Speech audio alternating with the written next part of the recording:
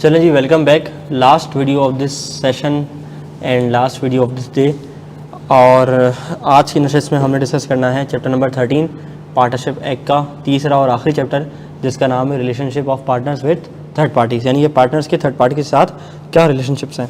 इसको मैं स्टार्ट नहीं कर रहा, बल्कि एक अहम टॉपिक से स्टार्ट करता हूँ, जिसका नाम है प्रिंसिपल ऑफ स्टॉपेज और होल्डिंग आउट। आपकी किताब ने इसको थोड़ा सा इंटरचेंजेबली यूज़ किया हुआ है, लेकिन जबकि थोड़ा सा ना इसमें एक फाइन लाइन है, एक डिफरेंस है स्टॉपेज और होल्डिंग आउट में। ठीक है, प्रिंसिपल ऑफ स्टॉपेज और होल्डिंग आउट कहता क्या है।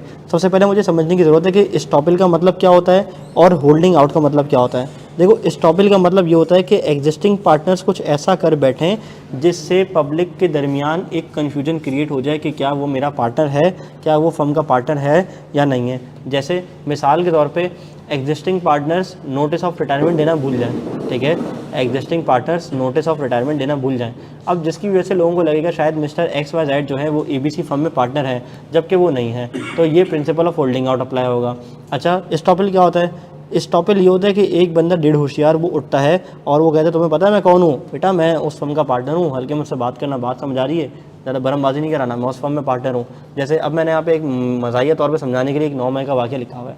9 मई को हमारे पाकिस्तान में जो है ना एक बड़ा वाक़या हुआ, यानी कि कुछ स्पेसिफिक पार्टी के लोग उठते हैं और जाके धरना करते हैं और जो है ना वो सब कुछ तबाही मचाते हैं, मारपीट करते हैं। ठीक है जी, अपने लिमिट्स को एक्सीड करते हैं। ठीक है, स्टेट के अगेंस्ट चले जाते हैं। अच्छा, और वो अपने आप को एक स्पेसिफिक पार्टी का बंदा बताते हैं कि जनाब हम उस फला बंदे की मोहब्बत में हम ये वाला काम करने जा रहे हैं। अच्छा, लेकिन जब छापा पड़ता है, जब लोग उठाए जाते हैं, तो जो स्पेसिफिक पार्टी होती है वो क्या कहती है, भाई हमारा तो बंदे ही नहीं है, हम तो बोले ही नहीं है, हमारी कोई एसोसिएशन है ही नहीं। अब जिसने डेढ़ होशियारी की थी, नहीं मैं ब्लैक वीगो वालों के अगेंस्ट तो बात ही नहीं कर रहा, मैं तो बात कर रहा हूँ उन लोगों के अगेंस्ट जिन्होंने ये काम किए थे, बुरे बुरे काम किए थे ना। ठीक है, तो अब जब इनको उठाया गया तो उन्होंने क्या बोला, भाई हाँ बुरे काम तो नहीं करने चाहिए ना, तो मैं तो उन इंडिविजुअल्स की बात कर रहा हूँ जो प्रोटेस्ट कर रहे थे। ठीक है, अच्छा, तो अब हुआ क्या, जब इनको उठाया गया तो जो भी पार्टी थी XYZ उसने क्या कहा, ये हमारे लोग तो है नहीं, हमारे बंदे तो है नहीं। अब जो इंडिविजुअल डेढ़ होशियारी कर रहा था, रिप्रेजेंट कर रहा था एज इफ़ कि मैं जो है ना वो बहुत बड़ा जो है ना इनका चेला हूँ, सपोर्टर हूँ, उनको क्या कर लिया गया, उठा लिया गया। वो क्या हो जाएंगे, फंस जाएंगे। इनके ऊपर कॉन्सेप्ट अप्लाई होगा होल्डिंग आउट का। बात समझ आ रही है। ठीक है, तो वो वाले पार्टनर, जब पार्टनर्स एग्जिस्टिंग पार्टनर्स मिलकर कोई ऐसा काम करें जिससे लोगों के दरमियान कन्फ्यूजन क्रिएट हो, वो क्या होता है, स्टॉपेज। और होल्डिंग आउट क्या होता है, जब कोई इंडिविजुअल रिप्रेजेंट करे अपने आप को किसी फर्म का पार्टनर। ठीक है जी। अच्छा, वो कह रहे हैं पार्टनर बाय होल्डिंग आउट क्या होता है, represent themselves as a partner and allows other to represent themselves as a partner. ठीक है, यानी कि 3 दोस्त बैठे हुए थे, दूसरे ने तीसरे को बताया, तो मैं बताइए उस फर्म में पार्टनर है, और ये खामोश बैठा रहा, इसने कोई जवाब नहीं दिया, यानी कि इसने अलाउ किया कि सामने वाला उस बात पे यकीन कर ले कि मैं उस फर्म में पार्टनर हूँ। अब जब थर्ड पर्सन उस फर्म को जाके लोन देगा तो क्या इसको पकड़ा नहीं जाएगा, पकड़ा जाएगा, क्योंकि तुम सामने बैठे हो, तुम्हारे सामने वाली बात हुई है कि उस फर्म के तुम पार्टनर हो। मेरी बात समझ आ रही है। ठीक है जी। अच्छा, और थर्ड पार्टी ने नोटिस दे दिया तो अब वो लायबल होगा एज इफ वो एक्चुअल पार्टनर था। अच्छा, अब वो कह रहे हैं डायरेक्ट रिप्रेजेंटेशन भी हो सकती है और इनडायरेक्ट रिप्रेजेंटेशन भी होती है। नॉलेज ऑफ रिप्रेजेंटेशन यहाँ पे इमर्टियल है, इट डजेंट मैटर कि सामने वाले को नॉलेज थी उस बात की या नहीं थी। वो कैसे, आओ एक काम करते हैं, पहले ये पढ़ लो कि रिप्रेजेंटेशन डायरेक्ट भी हो सकती है और इनडायरेक्ट भी हो सकती है। एग्जाम्पल पढ़ लेते हैं। कह रहा है अब पार्टनर बाय होल्डिंग आउट में represent himself as partner by spoken और रिटन वर्ड्स या फिर कंडक्ट। एग्जाम्पल कहते हैं कि पारस रिप्रेजेंट करती है रिजवान को that he is a partner in the firm of Arsalan Numan Ali while actually he is not a partner. On the faith of this representation Rizwan ने क्या किया, फर्म को उधार दे दिया। ठीक है, और फर्म इंसॉल्वेंट हो गई, तो रिजवान क्या करता है, पारस को लायबल ठहरा सकता है क्योंकि तुमने ये शो किया था कि तुम उस फर्म में पार्टनर हो। ठीक है, अब यहाँ पे कॉन्सेप्ट हमारा अप्लाई होने जा रहा है। वो कह रहा है कि Paras is liable on the basis of holding out. ठीक है, and Paras is stopped from denying that he is not a partner in the firm. बात समझ आ रही है। चलो ओके। इनडायरेक्ट रिप्रेजेंटेशन कह रहा है अब पार्टनर बाय होल्डिंग आउट में knowingly permit others to represent himself as a partner to third parties. एक पार्टनर बैठा हुआ है और वो जानबूझ के लोगों को ना परमिट कर रहा है कि तुम ज़रा सामने वाले को बता दो कि मैं पार्टनर हूँ, या सामने वाला अगर किसी को बता रहा है तो ये इसको मना भी नहीं कर रहे। एग्जाम्पल, जाहिद ने यासिर को बताया कि मैं एक फ़र्म में पार्टनर हूँ जो कि आमिर और बाकिर की फ़र्म है। ठीक है, यासिर ने ये बात अपने दोस्त कामरान को बता दी। ठीक है, कामरान ने इनको माल उधार पे दे दिया। ठीक है, Kamran can hold Zahid liable. Kamran किसको पकड़ सकता है, जाहिद को पकड़ सकता है। ठीक ठीक है, for the unpaid goods under the doctrine of holding out, because Kamran ने रिलाई किया किस पे, इसकी रिप्रेजेंटेशन पे जो इसने यासिर को बात बोली थी। बात समझ आ रही है? ये बात ज़रूरी नहीं है कि जाहिद ने जाके कामरान को बोली हो, जाहिद ने यासिर को बोली, यासिर ने कामरान को दे दी, कामरान ने जाके उसको लोन दे दिया, ठीक है, तो he will be held responsible. कह रहा है क्या साइलेंस रिप्रेजेंटेशन होती है? हाँ बिल्कुल, वो खामोश बैठा हुआ था, उसने अलाउ कर दिया सामने वाले को कि आप रिप्रेजेंट कर लो एज पार्टनर, तो बस फिर वो ये लायबल होगा यहाँ पे, ठीक है जी। ओके, ये पढ़ लो, नॉलेज ऑफ थर्ड पार्टी, वही वाली बात जो हमने ऊपर की है।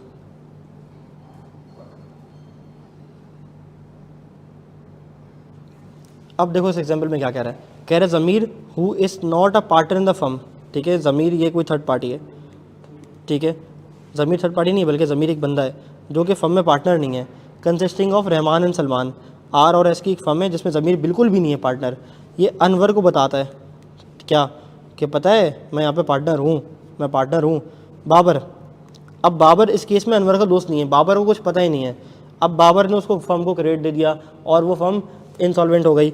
अब ये बात तो सिर्फ ज़मीर और जो भी है, क्या नाम है इसका, ए से कौन था, अनवर के दरमियान है, और ये बात तो बाबर तक कभी पहुंची ही नहीं है, तो फिर बाबर इसको लायबल नहीं ठहरा सकता। बात समझ आ रही है? तो थर्ड पार्टी का उस रिप्रेजेंटेशन पे एक्ट करना बेहद ज़रूरी है। ये तो वैसे ही मिसाल है जैसे हमने कॉन्ट्रैक्ट में पढ़ी थी कि इफ़ फ्रॉड और miss representation does not directly क्या क्या इंग्लिश थी, हाँ डायरेक्ट उसका डिसीजन उस चीज़ पे बेस ना किया हो, ठीक है। चलो, कह रहा है application of holding out on out going partners, कह रहे प्रिंसिपल ऑफ होल्डिंग आउट जो है ना वो अप्लाई होता है किस पे, रिटायरिंग पार्टनर्स पे, यानी कि जो रिटायर हो रहे हैं ना पार्टनर्स, उनकी जिम्मेदारी बनती है कि भाई वो पब्लिक नोटिस दे दें कि मैं रिटायर हो रहा हूँ, वरना आप होल्डिंग ऑफ की बेसिस पे, होल्डिंग आउट की बेसिस पे पकड़े जाओगे, ठीक है। कह रहे हैं होल्डिंग आउट का कॉन्सेप्ट किस पे अप्लाई नहीं होता, नोटिस देना किसको ज़रूरी नहीं है, डिसीज पार्टनर्स को। अजीब सी बात हो जाएगी ना, मरने के बाद नोटिस दे रहा होगा तो, ठीक है। वो कह रहे हैं state not liable for actions after death, यानी कि स्टेट लायबल होगा to the extent of that date, जब तक वो बिजनेस में शामिल था, उसके डिसीजन शामिल थे, उसके बाद जो कुछ किया उसके लिए स्टेट लायबल नहीं होगा, ठीक है।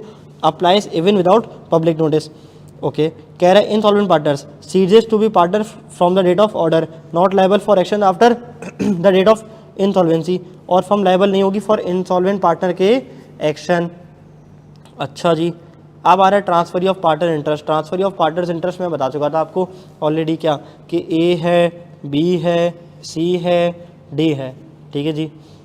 सी को लगा कि वो बुढ़ा भी हो गया है, घर वाले कोई है नहीं आगे पीछे, किसको पैसे दे के जाए, तो एक काम करते हैं कि ये मस्जिद है ना, ठीक है, एक मस्जिद है, इसके लिए मैं अपनी जो इंटरेस्ट है पार्टनरशिप का वो वक्फ कर देता हूँ। तो इसने क्या किया, इस मस्जिद के नुमाइंदे को बुलाया और बोला भाई कि मैं अपना पूरा इंटरेस्ट इस मस्जिद के नाम ट्रांसफ़र करने जा रहा हूँ, ठीक है। तो मस्जिद क्या बन जाएगी इसके लिए, इस केस में ट्रांसफरी ऑफ पार्टनर इंटरेस्ट। अब जो भी इसका नुमाइंदा है वो क्या बन जाएगा, ट्रांसफरी, और ट्रांसफरर कौन होगा, सी भाई, ठीक है। इतना क्लियर है, कुछ भी नहीं है। पार्टनर क्या करेगा, अपने पार्टनरशिप के हिस्से किसी और को सरेंडर कर देगा, ट्रांसफ़र कर देगा। वो ट्रांसफ़र करने के कई तरीके होते हैं, कई वेज होते हैं, होता है बेच दिया हो, होता है मॉर्गेज रखवा दिया हो लोन के एवज, होता है कि फुली चार्ज क्रिएट करवा दिया हो। चार्ज क्रिएट करवाना मतलब आपने किसी से लोन लिया है और आप किसी चीज़ के ऊपर चार्ज क्रिएट करवा देते हो, ठीक है। अच्छा, अब ये क्या है, right of transferee on dissolution. अब जैसे ये लेट से ये फर्म क्या हो रही है, डिसोल्यूट हो रही है, ये फर्म क्या हो रही है, बोलो भाई डिसोल्यूट हो रही है, तो फ़ौरन जो इस मस्जिद के नुमाइंदे हैं ना, अंकल टोपी वाले अंकल, इनको पता है भाई कि इस मस्जिद का जो है ना वो स्टेक है इसके बिज़नेस के अंदर। अब वो क्या करेंगे, वो बोल रहा है भाई डिसोल्यूशन और रिटायरमेंट ऑफ अ पार्टनर हो रही है, या तो कोई पार्टनर रिटायर हो रहा है या तो फर्म क्या हो रही है भाई, डिसॉल्व हो रही है। अब क्या होगा, transferee is entitled to share the assets of the firm. कौन से एसेट शेयर करेगा भाई, जो उसके ट्रांसफरर का हिस्सा था, और वो अकाउंट फॉर कर सकता है from the date of dissolution to a certain share. वो अकाउंट्स मांगेगा from the date of dissolution ताकि अपना हिस्सा पता कर सके कि मस्जिद के नाम पे कितना मिलने वाला है, ठीक है। अच्छा, रिस्ट्रिक्शन ऑन ट्रांसफरी। अभी जो कारी साहब है ना, कारी साहब जो मस्जिद के निगहबान हैं, जिनको हिस्सा मिला हुआ है मस्जिद के लिए, वो क्या करेंगे, वो भाई कोई भी उल्टा सीधा काम नहीं कर सकते जिससे दूसरे पार्टनर्स के दरमियान बिजनेस में करने में कोई मसला हो। कह रहे हैं इनको स्टेटस ऑफ पार्टनर नहीं मिलेगा, ये इंटरफेयर नहीं कर सकते कंडक्ट ऑफ द बिजनेस में। नहीं भाई नहीं, उसको उधार दो, वो हराम है, ऐसी बातें नहीं करो, ठीक है। नहीं, वो सप्लायर मुझे अच्छा नहीं लगता, उसका मेरे से फड्डा हुआ है, उसको उससे तो माल बिल्कुल नहीं खरीदना। तो ये ऐसी चीज़ों में आके इंटरफेयर नहीं करते बीच में, ठीक है जी। जो पार्टनर्स अग्री कर लेंगे उसी पे कारोबार चलता रहेगा। ये अकाउंट्स नहीं मांग सकते, ये जो है ना जनाब वो बुक्स इंस्पेक्ट नहीं कर सकते, ये चैलेंज नहीं कर सकते accounts of profit agreed by the partners. अब ऐसा नहीं होता कि अगर किसी को 5:2:1 मिल रहा है तो ये काये साहब कल को आके बोलें कि यार नहीं, ये जो ट्रांसफ़र ही था ना जिसने मुझे ट्रांसफ़र किया वो तो 1 वाला हिस्सा था उसका, नहीं आप 5 किस खाते में ला रहे हो, आपको अल्लाह को जवाब देना पड़ेगा मर के जाओगे तो वो ऐसी कोई बात नहीं कर सकते, ठीक है। बात समझ आ रही है? चलो, चैलेंज नहीं कर सकते accounts of profit agree by the partners, और सू भी नहीं कर सकते डिसोल्यूशन ऑफ द फर्म को, क्योंकि ये सिर्फ एक ट्रांसफ़र ही है। अब ये थोड़ी क्योंकि एक्चुअल पार्टनर नहीं ना, मेरी बात सुनो ना, मेरी बात समझो। चलो मैंने मान लिया ये ट्रांसफ़र ही जो था ये अपना पूरा हिस्सा इनको देके जा चुका था। अब ये जो मस्जिद के काई साहब हैं मस्जिद के लिए इस हिस्से के हकदार बन गए कि ऑन द बिहाफ ऑफ मस्जिद। लेकिन ये नहीं कर सकते कि यार एक काम करता हूँ, मैंने भी पार्टनरशिप एक पड़ा हुआ है, मैं सू कर देता हूँ रेजोल्यूशन के लिए, जैसी फर्म खत्म होगी सारा हिस्सा एसेट वैसेट बेच के अपना हिस्सा लेके साइड हो जाऊँगा, मस्जिद के पैसों में जमा करा दूंगा। वो ऐसा नहीं कर सकते, क्यों? क्योंकि इनके पास legal status of the partner मौजूद नहीं है। डन।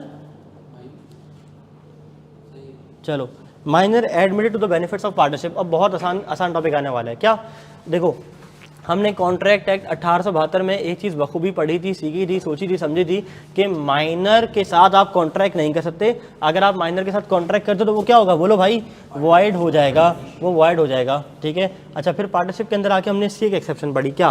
कि minor can be admitted to the benefits of partnership. अब मैं इस पूरे टॉपिक की ना आपको खुलासा और समरी बता देता हूँ। देखो, minor can be admitted to the benefits of partnership, ठीक है। अच्छा, अगर माइनर बेनिफिट्स में एडिड है पार्टनरशिप के, तो जब वो मेजर बन जाएगा तो फिर क्या होगा, ठीक है। अच्छा, जब वो मेजर बन जाएगा ना तो फिर उसके पास 2 ऑप्शन होंगे, या तो वो पार्टनरशिप में कंटिन्यू रखना चाहता है अपने आप को, या तो वो पार्टनरशिप में अपने आप को कंटिन्यू नहीं रखना चाहता। अच्छा, अब ये उसको कैसे पता चलेगा कि वो पार्टनर बन गया? हो सकता है उसको पहले से बताओ।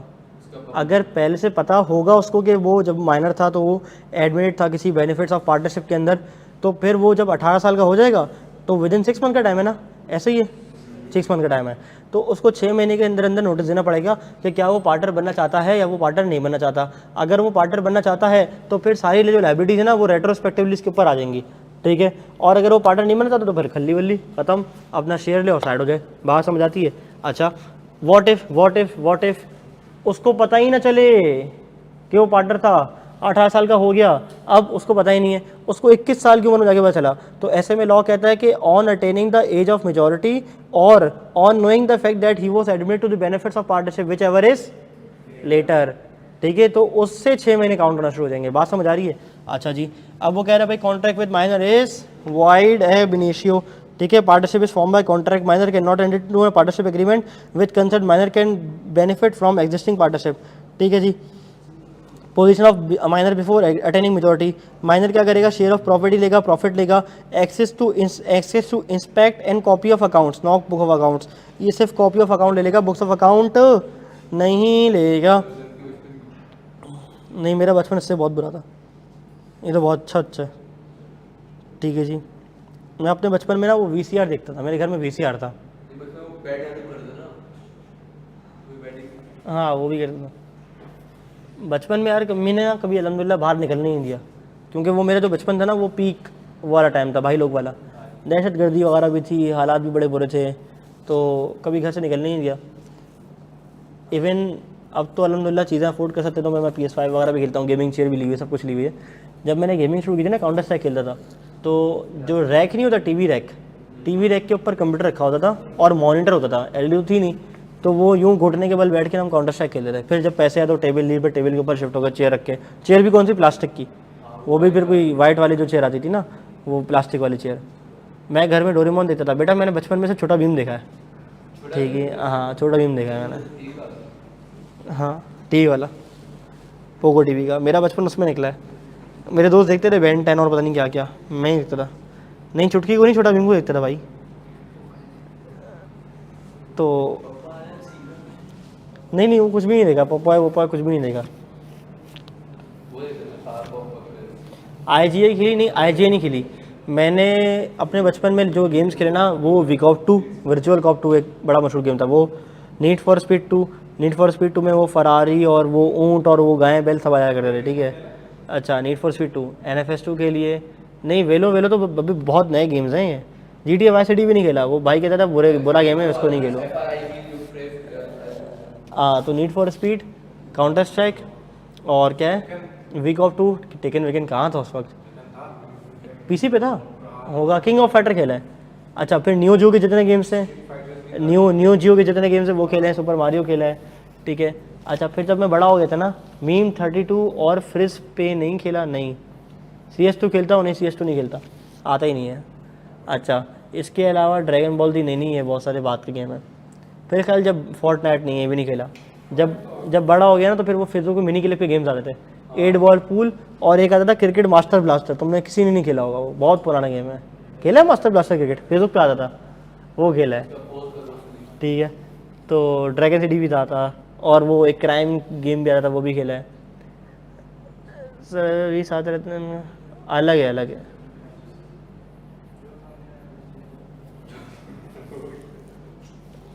GTA नहीं, GTA सीरीज नहीं खेली, मेरा भाई कहता था अच्छा गेम नहीं है, नहीं खेलना, तो मैंने कभी GTA खेलने की टाइम नहीं ली। अरे यहाँ वो स्टार्टिंग में आती ना, हम किसी जुबान में बता रहे हैं तो मेरे क्लोज आप नहीं सर, PlayStation 4 में तो अच्छा ऑप्शन था, फिर वही बाद में काम आएगा। गेम लगा के फोन स्क्रीन RDR2 खेला है? नहीं यार, RDR2 डाउनलोड किया था लेकिन खेलने के दिल नहीं करा। अनचार्टेड खेलिए सर, ये लड़की तुम आयशा ये लड़का हो लड़की हो? टॉप क्लास है ये। अरे ऐश लिखा होगा वो नहीं, आयशा कामरान नाम है भाई। मैंने अनचार्टेड 4 खेली हुई है, 4 खेली, 4 बहुत ज़बरदस्त था। फार क्राई भी नहीं खेली, PUBG भी नहीं खेला, PUBG खेला था बस मोबाइल पे। नहीं, 7 कलर्स, ये कौन सा गेम है? 7 कलर्स अभी मैंने वो डाउनलोड किया था, वो सर अहमद जो गेम खरीदते हैं ना बच्चे के लिए, उसकी आईडी मैंने अपने पास डाली हुई है, तो पेमेंट सर अहमद करते हैं, एंजॉय मैं करता हूँ, ठीक है। ठीक है, तो वो एक से ज़्यादा डिवाइस चल जाती है। अब कौन खरीदे इतने महंगे महंगे गेम, वो कोई अबे 18,000 रुपये का ना ब्लैक में वुकोंग, ब्लैक में वुकोंग था 45 पाउंड का। कितने बनते हैं चेक करो, 420 रुपये का पाउंड पड़ा है आखिरी वाला। बहुत हाइक हो गई थी बीच में बहुत हाइक हो गई थी। सर को पता है अल्हम्दुलिल्लाह 16,000। अच्छा, फिर मैंने ब्लैक में बुक डाउनलोड किया, वो खेला, वो बंदरों वाला गेम है, गेम ऑफ द ईयर का मिलता है उसको अवार्ड, उस पर रेटिंग 10 है उसकी। अच्छा, फिर उसके बाद उन्होंने ख़रीदा फोर्जा होराइजन 5, ठीक है, वो फिर मैंने डाउनलोड कर लिया। अब फोर्जा होराइजन भी कभी बार खेल लेता हूँ। मैंने सारे पार्ट्स खेले अनचार्टेड के। वाह भाई, सर 5-22 हो गए सर। कलमा पढ़ के मर जाओ।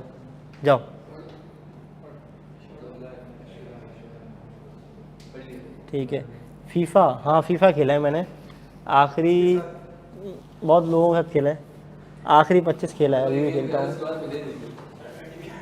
फीफा खेलती है तो बताओ, अपनी आईडी शेयर करो, रात को मैच करते हैं एक फीफा 24 का, बल्कि आखिरी 23 पड़ा है मेरे पास, या 23-24 है, ग्लिचेस बहुत है, बल्कि फीफा उड़ा दिया मैंने, माफिया नहीं, 24 खेल हैं यार। आजकल एक्टिव गेम्स में क्रिकेट 24 है और रेसलिंग 24 और रेसलिंग 25 दोनों है, तो ये गेम मैं खेल सकता हूँ।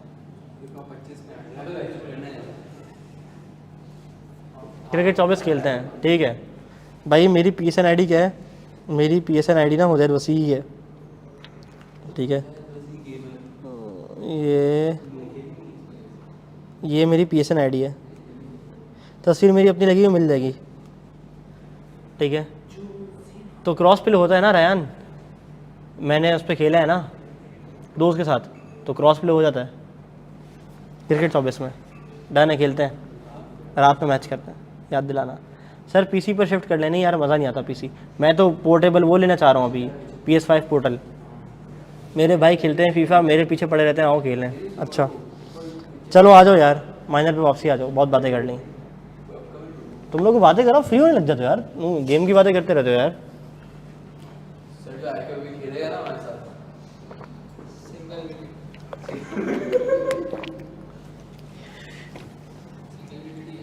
टीचर्स इन्फ्लुएंस, हाँ उंगली पकड़ो, हाथ पकड़ लेते हैं ये लोग, तो अनचार्टेड पता नहीं क्या क्या बातें करते रहते हैं।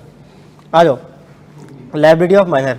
बोला भाई जनाब माइनर लाइबल नहीं होगा for firm's act, only minor का शेयर लाइबल होगा, यानी कि माइनर की लायबिलिटी लिमिटेड होगी। अच्छा जी, अब कह रहे हैं limitation of minor in partnership, कह रहे हैं पार्टनर का स्टेटस इसको नहीं मिलता, ये अगलों को सू नहीं कर सकता, ठीक है, फर्म में रहते हुए अगले बंदे को सू नहीं कर सकता, और इसके पास कोई एक्सेस नहीं होगा बुक्स का एक्सेप्ट फॉर अकाउंट्स। अच्छा, position of minor after attaining majority, ये हम ऑलरेडी डिस्कस अभी अभी कर चुके हैं, डन। अच्छा, बर्डन ऑफ प्रूफ, कह रहे हैं माइनर को प्रूफ करना पड़ेगा लाजमी कि उसको पता ही नहीं था, 22 साल का हो गया नन्हे काकू, तुम्हें पता ही ना कि तुम पार्टनर हो, हैं तुम्हारे अकाउंट में पैसे आते रहे, तुम्हें पता ही नहीं कि तुम पार्टनर से, ठीक है, तो उसको प्रूफ करना पड़ेगा, ठीक है जी। They must proof within 6 month of attaining majority. Public notice की रिक्वायरमेंट, हाँ जी, माइनर का अगर कोई गार्डियन है, हाँ जी, और उसको ये बात बताया कि उसके पैसे आते हैं, पर वो गार्डियन का अकाउंट मालिक कि वो उसका क्या करता है, हाँ, तो उसके ऊपर बर्डन ऑफ प्रूफ होगा। नहीं उसको पता ही नहीं है। अच्छा जी, कह रहे पब्लिक नोटिस आपने 6 महीने के अंदर देना है, क्या आप पार्टनर बनना चाह रहे हो या पार्टनर बनना नहीं चाह रहे?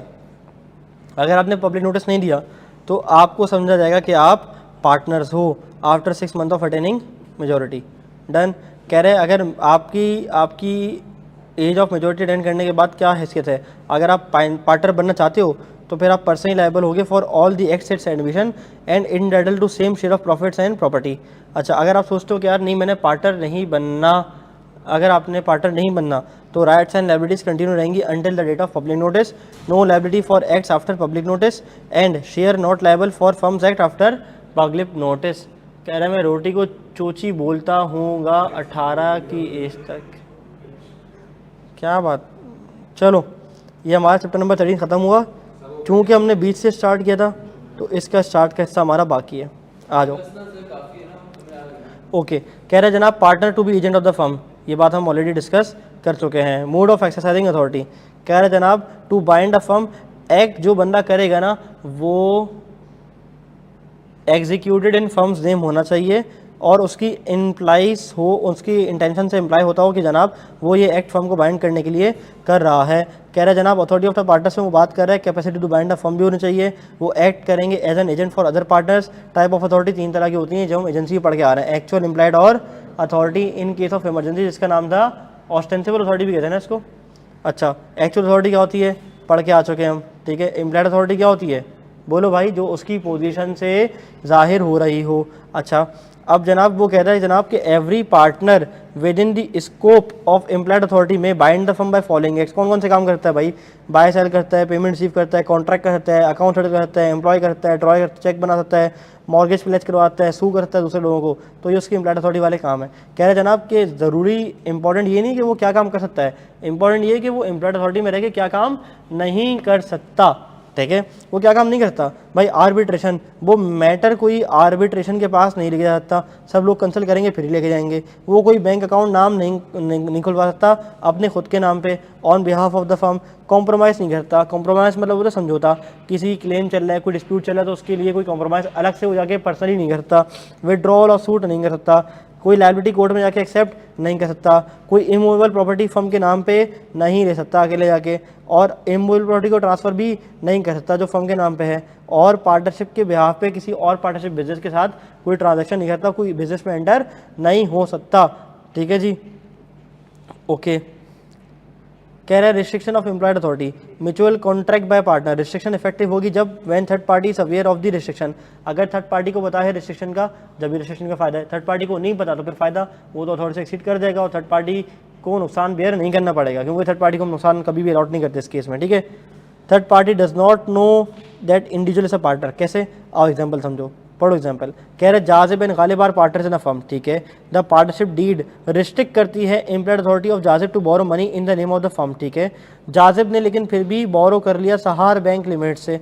The firm of Jazib and Ghalib is liable to SBL, क्योंकि बैंक को तो पता ही नहीं था रजिस्ट्रेशन का। बात समझ आती है? बात तो जब तक थर्ड पार्टी को पता हो ये रजिस्ट्रेशन का, ठीक है जी।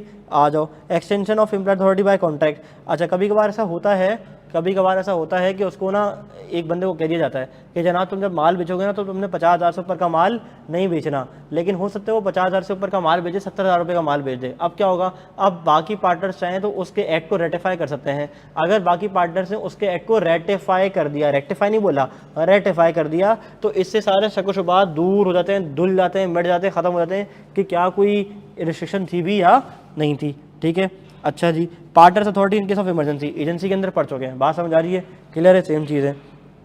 ओके, कह रहे जनाब effect of admission by a partner, admission serves against the act, admission serves as evidence against the firm, अगर वो रिलेट करता हो फर्म के अफेयर से और ऑर्डनरी कोर्स ऑफ बिजनेस में किया हो। जैसे एक बंदा कोर्ट में खड़ा हुआ है पार्टनर, और वो ये एक्सेप्ट कर ले कि हाँ हमारी फर्म ने टैक्स चोरी की है, हमारी फर्म ने टैक्स एवेजन की है, तो फिर वो सफिशिएंट एविडेंस माना जाएगा अगेंस्ट द फर्म। ठीक है, अच्छा। Effect of notice to an active partner, कह रहे जनाब अगर किसी को नोटिस भेजना है, फर्म को कोई ना कोई किसी न किसी चीज़ से आगाह करना है, तो उनको क्या करना पड़ेगा, उनको क्या करना पड़ेगा, एक्टिव पार्टनर को नोटिस भेजना पड़ेगा। अगर एक्टिव पार्टनर्स को नोटिस भेज दिया तो इसका मतलब है कि सभी को नोटिस भेज दिया। जैसे यहाँ पे क्या होता है, यहाँ पे ये होता है कि जनाब अगर ARTT को कोई चीज़ इतला करनी है, ARTT को कोई चीज़ पहुँचानी किसी ने, तो वो क्या करते हैं, सर अहमद को नोटिस भेज देंगे। ठीक है, अगर सर अहमद को नोटिस भेज दिया इसका मतलब है कि ARTT को वो बात मालूम चल गई, क्योंकि किसी ना किसी एक्टिव बंदे को भेज दो जो ऑर्गेनाइजेशन में बाकी सारे लोग उनको पता चल जाएगा। ठीक है, लेकिन अज्यूमिंग कि वो नोटिस जो आप भेज रहे हो वो रिलेट करता हो क्या अफेयर्स ऑफ द फर्म से, और वो एक्टिव पार्टनर को दिया हो, स्लीपिंग पार्टनर को नहीं दिया हो, और आपको ये पता हो कि यार वो नोटिस पढ़ने वाला ना फ्रॉड नहीं करेगा, उसको फाड़ के नहीं फेंक देगा। ठीक है जी। जॉइंट एंड सेवरल लायबिलिटी का कॉन्सेप्ट हम ऑलरेडी स्टडी कर चुके हैं। अच्छा जी, ये वाला कॉन्सेप्ट भी स्टडी कर चुके हैं क्या, कि अगर एक बंदे से गलती हो जाए, एक पार्टनर से गलती हो जाए, एक बंदा फ्रॉड कर ले, तो फिर वो बाकियों को क्या करेगा, कंपनसेट करेगा। ठीक है जी। और अगर थर्ड पार्टी का नुकसान हो जाए तो थर्ड पार्टी को फर्म कंपनसेट करेगी, और आपस में पार्टनर्स एक दूसरे को कंपनसेट कर रहे होंगे। Liability for miss appropriation bye partners, miss application by partners, कह रहे हो सकता है कि पार्टनर्स कोई प्रॉपर्टी या मनी रिसीव करें, उसको अपने सप्लाई कर दें। हो सकता है कि फर्म कोई रिसीव करे मनी, ठीक है, और उसको मिसअप्लाई कर दे। एग्जाम्पल पढ़ लो, कह रहा है Arif Basit and Qasim are partners in instalment sale business. Arif ने एक बंदे को बोला कि यार 1 लाख सिक्योरिटी सपोर्ट जमा करा दो और मैं तुम्हारे नाम पे ना गुड्स खरीद लूँगा, लेकिन क्या हुआ, आरिफ ये लेके क्या हो गया, मार्केट से शॉर्ट। ठीक है, the other partners will be liable for the misappropriation of security because security was given to Arif, जब वो फर्म में बैठा हुआ था और अपनी अथॉरिटी के अंदर एक्ट कर रहा था। ठीक है, क्या मेरी बात समझ आती है, क्लियर है। यहाँ पे हमारा 2 दिन का ग्रैंड ऑपरेशन अल्हम्दुलिल्लाह ख़त्म होता है। इत्तेफाक की बात है कि कल भी हमने 5:30 बजे ख़त्म की थी, आज भी 5:30 हमें हो ही गया। ठीक है जी। चैप्टर नंबर मैं आपको बता चुका हूँ कि क्या क्या हमारा रह गया है। ठीक है, इस ग्रैंड ऑपरेशन में हमने डिस्कस किया 2, 3, 4, 5, 6, 7, 8,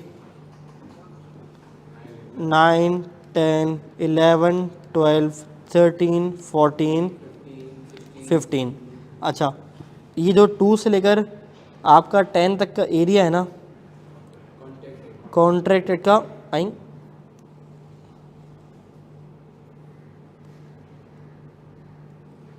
ये वाला,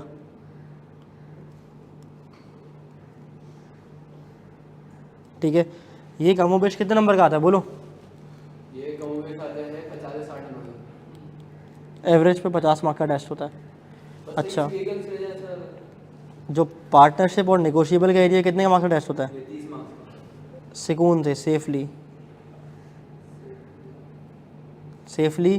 कितने नंबर का एवरेज आ रहा है, 30 नंबर का आ रहा है।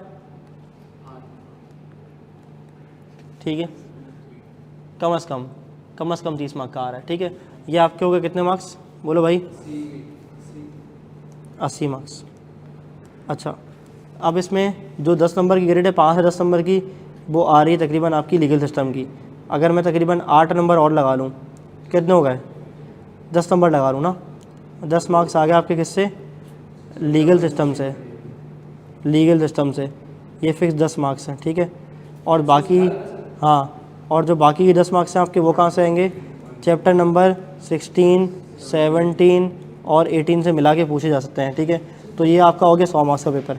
अच्छा, अब ये जो आपका तकरीबन 20 मार्क्स का एरिया मैंने रिवाइज़ नहीं करवाया है, इसके लिए करना क्या है, इसके लिए आपने क्या करना है, कस्टमाइज बैच का पोर्टल लेना है, ठीक है।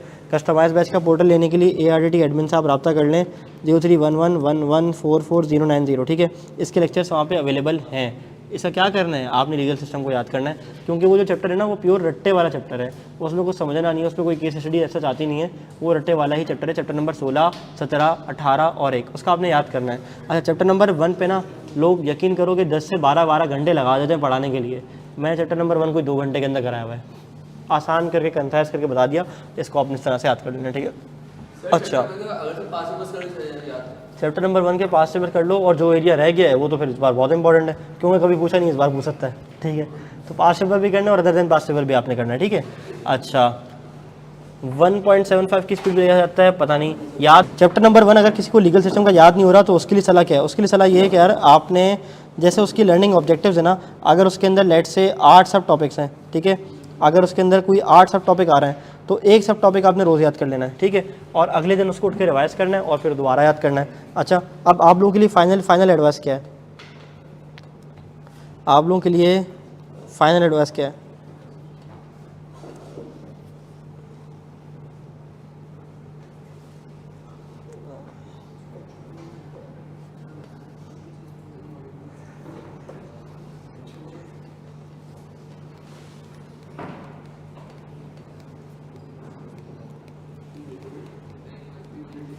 देखो, लेक्चर्स तो आपने ले लिए ना, लेक्चर्स आपने ले लिए, आपको लेक्चर्स में कोई मसला नहीं है, ठीक है।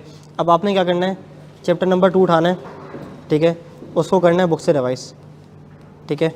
उसके बाद क्या करना है, आपने उसके पास से उठाने सॉल्व करना है, ठीक है। लेटेस्ट अटैम्प्ट उठाने, मेरी बुक में लेटेस्ट अटैम्प्ट ही आ रहे हैं, लेटेस्ट अटैम्प्ट उठाने और पिछले 4 से 5 सवाल अटैम्प्ट के सॉल्व कर लेने। 5 अटैम्प्ट में जितने सवाल हैं ना, इनके 5 से 6 सवाल, अराउंड 5 से 6 क्वेश्चन आपने, ठीक है, फ्रॉम लेटेस्ट टू ओल्डेस्ट,